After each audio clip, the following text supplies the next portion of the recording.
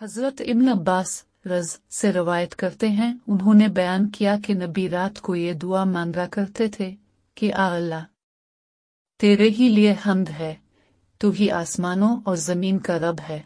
तेरे ही लिए हम्द है, तू ही आसमानों और ज़मीन का मालिक है और जो कुछ इसमें है। तेरे ही लिए हम्द है, तो आसमान और ज़मीन की रोशनी है। तेरा कौल हक है और तेरा वदा भी हक है और तेरी मुलाकात भी हक है और जन्नत भी हक है और दोज़ख हक है और क़यामत हक है।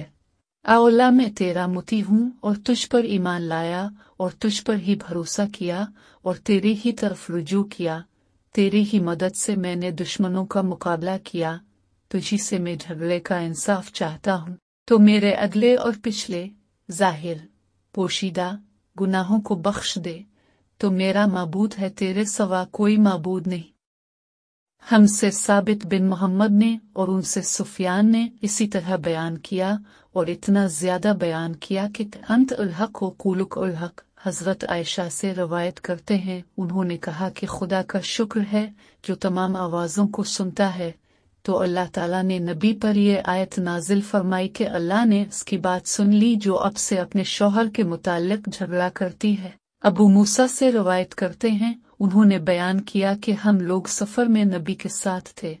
बस जब हम लोग बुलंदी पर चढ़ते तो तकबीर कहते अपने फरमाया कि अपने ऊपर नरमी करो। तुम किसी बहरे और गैर हाजिर को नहीं पुकारते, बल्कि तुम सुनने वाले देखने वाले को पुकारते हो। फिर अब मेरे पास तशरीफ लाए। इस वक्त में अपने दिल में लिया है ओलिया का हुए नलुया नालियन कह रहा था।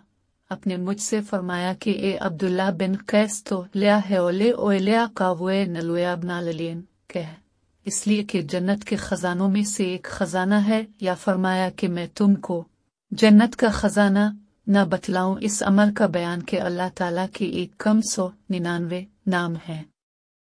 और इब्न अब्बास ने कहा कि जुल जलाल से मुराद अजमत वाला और अकबर से मुराद लतीफ है।